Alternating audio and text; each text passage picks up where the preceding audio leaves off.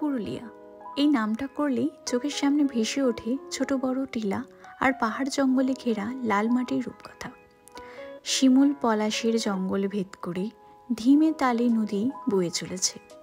প্রকৃতির সৌন্দর্য উপভোগ করতে চান অথবা যেতে চান পিকনিকে, দুইয়েরই আদর্শ জায়গা পুরুলিয়া অযোধ্যা পাহাড়। চলুন আজকে আমি আপনাদের ঘোরাই পুরুলিয়া অযোধ্যা পাহাড়। Good morning everyone, welcome back to my channel. I'm Anusha, thanks for joining with me.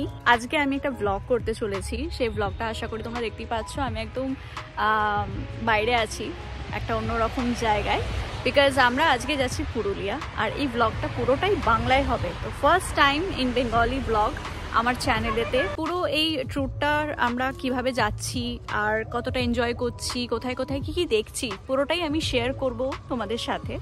তো প্রথমত আমরা বেরিয়েছি শ্রীরামপুর থেকে। শ্রীরামপুরে আমার বাড়ি, মোটামুটি কলকাতা বললে সবাই বুঝবে। কলকাতা থেকে আমরা ডাইরেক্ট পুরুলিয়া যাচ্ছি, তো পুরোটাই আমরা শেয়ার করব। আমি অ্যাকচুয়ালি আজকে যাচ্ছি আমার ফুল ফ্যামিলির সাথে।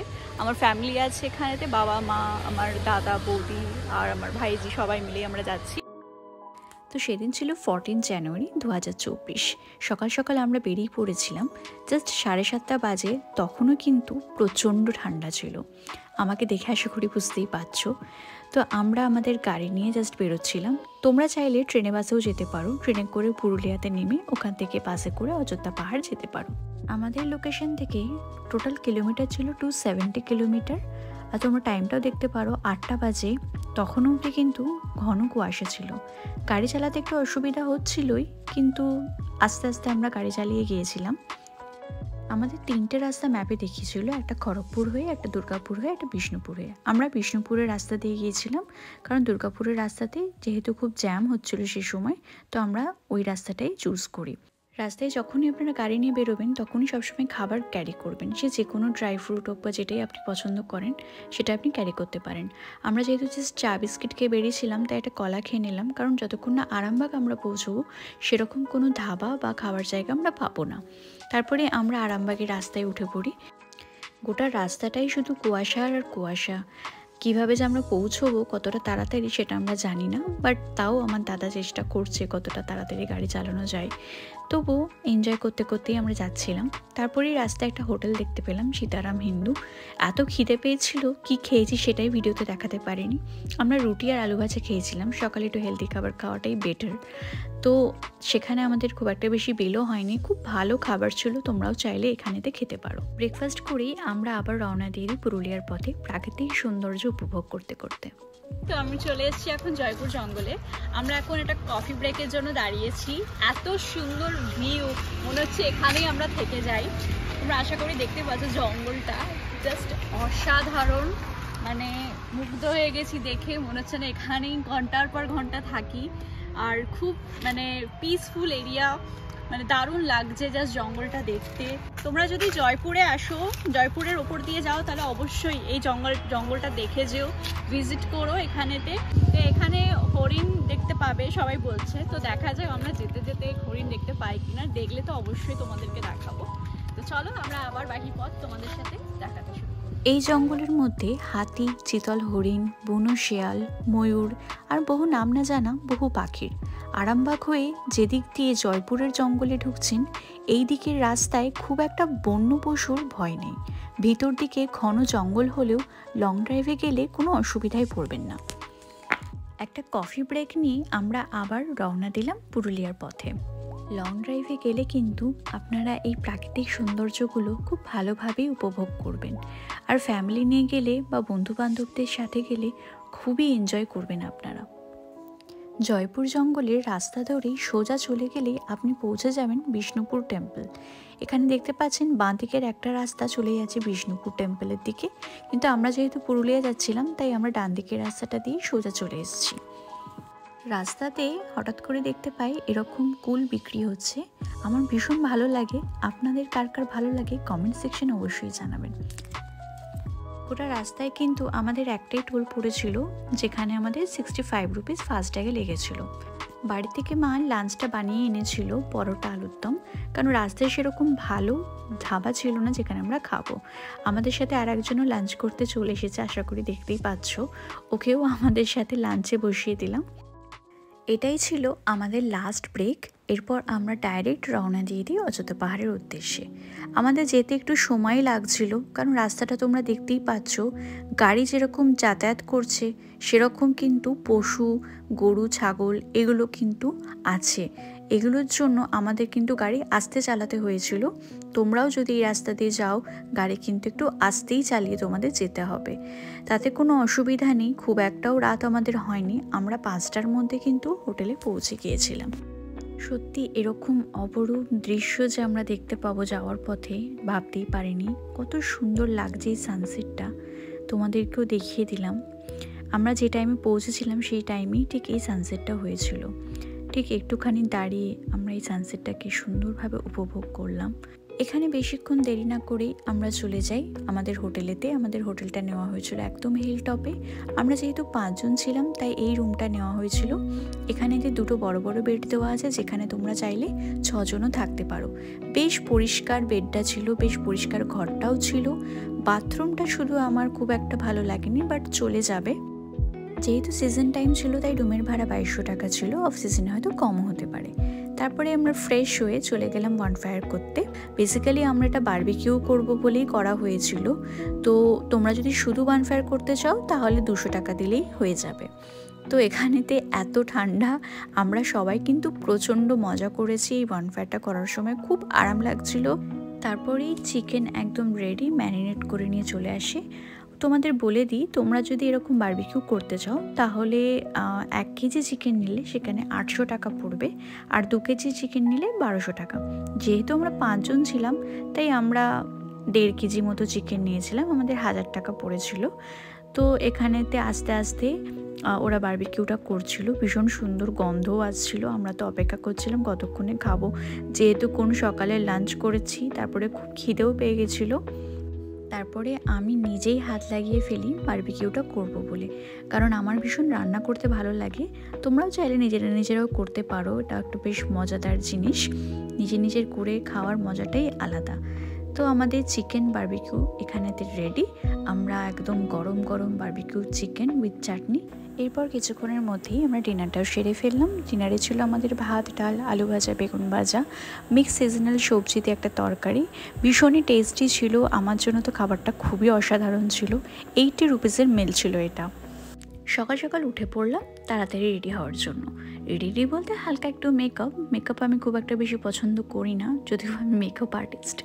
তাও নিজের জন্য হালকা একটু মেকআপ না করলে হয়। হালকা একটু কনসিলার দিয়ে দিলাম, একটুখানি ব্লাশ আর একটু পাউডার দিয়ে মেকআপটাকে একটু সেট করে দেওয়া। মনে পড়লো আমি সানস্ক্রিন পরতে ভুলে গেছি, তখন আমি লাকিলি এই সানস্ক্রিনটা এনেছিলাম। এটা স্টিক সানস্ক্রিন, মাউন্টেনার ব্র্যান্ডের, ভীষণ ভালো। আমি মেকআপের ওপর দিয়ে একটু একটু করে সানস্ক্রিনটা লাগিয়ে নিলাম। এটা এইসবের জন্য ভীষণ হেল্পফুল। তারপরে আমি দেখলাম আমি ব্রাশ আনতে ভুলে গেছি, তো আমি হাতে করেই আইশ্যাডো লাগিয়ে দিলাম। কেউ বলবে আমি একজন প্রফেশনাল মেকআপ আর্টিস্ট, এসব দেখলে পরে সত্যি হাসি পায়। তারপরে এত রোদ, আমি দেখতেও পাচ্ছিলাম না মেকআপটা ঠিকঠাক হয়েছে কিনা। তারপরে একটু হালকা লাইনার পরে নিলাম ছোট্ট করে, যাতে চোখটা একটু বড় বড় দেখতে লাগে। আর একটুখানি মাস্কারা দিলাম, বিকজ মাস্কারা আমার খুব ভালো লাগে। মেকআপ করি কি না করি, মাস্কারা পরতে আমার ভীষণই ভালো লাগে।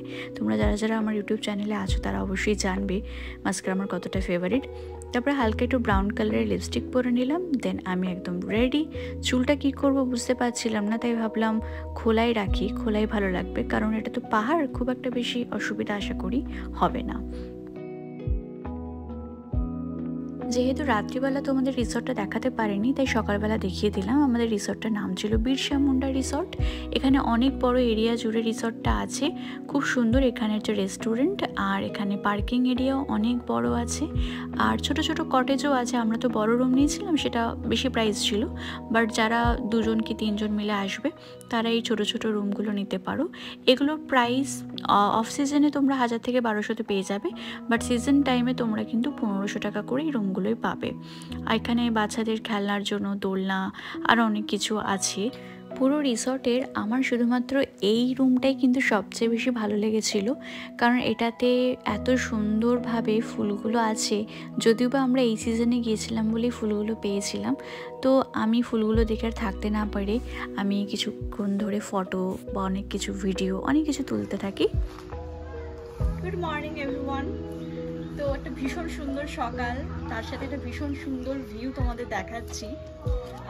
সবাই আশা করি জানো আমার গাছপালা ভীষণ ভালো লাগে। তো তোমাদেরকে একটু দেখিয়ে দিই, একটু ক্লোজ আপ এসো। এটা খুব সুন্দর, এই রুমটাতে তোমাদের দেখিয়ে দিলাম আগে। ভীষণ সুন্দর ফুল ফুটেছে, আর পুরো ব্যালকনিটা জুড়ে এত সুন্দর ভিউ, মানে অসাধারণ। জাস্ট এইরকম ভিউ দেখার জন্য অবশ্যই আসা উচিত এরকম মানে সিজনে, স্পেশালি শীতকালে তোমরা অবশ্যই এসো। আর আমার তো ভীষণ ভালো লাগছে। আর আজকের গোটা দিনটা আমরা পুরুলিয়াতে কাটাবো, যতগুলো সাইট সিন আছে তো সবগুলোই তোমাদের সাথে শেয়ার করব। তো তার জন্য stay tuned for that. So for now bye. Ayodhya hilltop থেকে 1 কিলোমিটারের মধ্যেই রয়েছে ময়ূর পাহাড়। অযোধ্যা পাহাড়ের সবচেয়ে উঁচু টিলা। ময়ূর পাহাড়ের উপরে রয়েছে একটি হনুমান মন্দির। ময়ূর পাহাড় থেকে সূর্যোদয় ও সূর্যাস্ত অসাধারণ দৃশ্য দেখা যায়। পাহাড়ের একদম উপরে উঠলেই পুরো অযোধ্যাকেই চোখের সামনে পাওয়া যায়।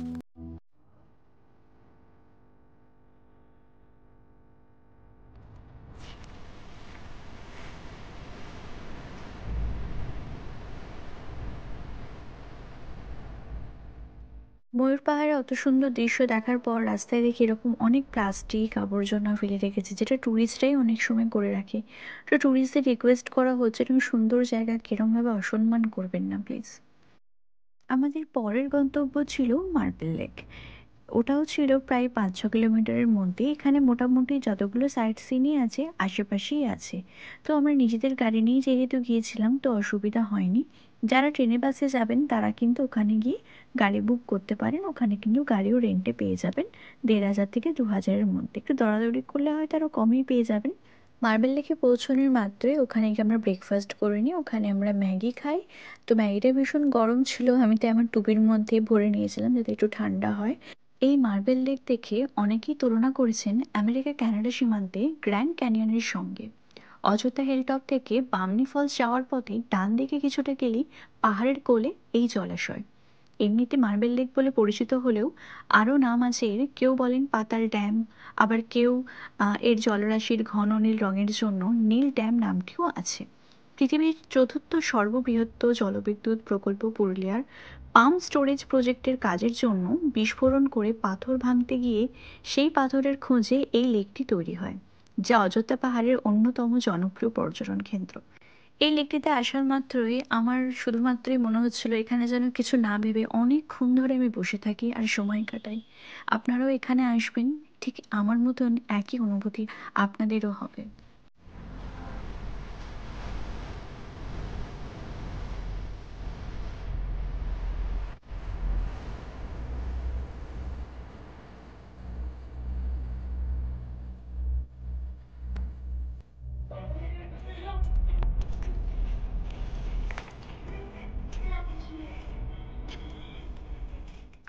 অনেকক্ষণ এখানে সময় কাটানোর পর আমরা নেক্সট গন্তব্যতে পৌঁছানোর আগে এখান থেকে কিছু শপিং আমরা করে নিই। এই যে হাঁসটা দেখছেন এটা টোটালটাই কাঠের তৈরি, এটা আমি কিনেছিলাম। তার সাথে সাথে এখানে আরও অনেক ধরনের কাঠের তৈরি আপনারা ঘোড়া, হরিণ, আরও অনেক ধরনের ঘর সাজানোর জিনিসপত্র পেয়ে যাবেন। চাইলেই আপনারা কিনতে পারেন। আমি এই হাঁসটা নিয়েছিলাম, আমি 230 টাকা দিয়ে এটা কিনেছিলাম। এরপর আমরা পৌঁছে যাই বামনি ওয়াটারফলস।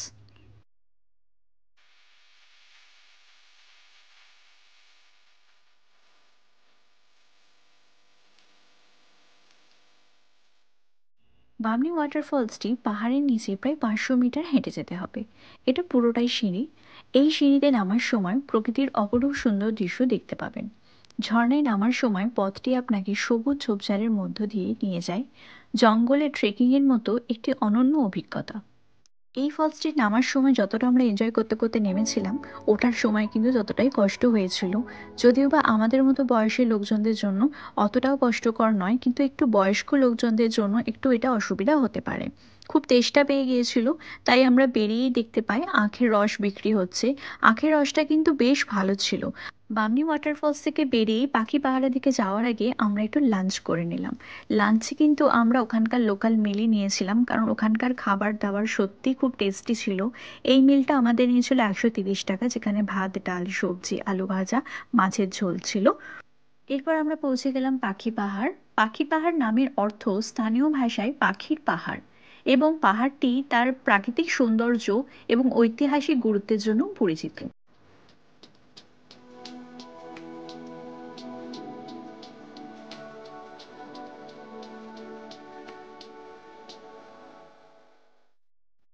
পাখি পাহাড়ের গল্প একটি নিষ্ঠা ও সংকল্পের গল্প। এই বিশাল সৌন্দর্যের স্থপতি করেন স্যার চিত্তদেব।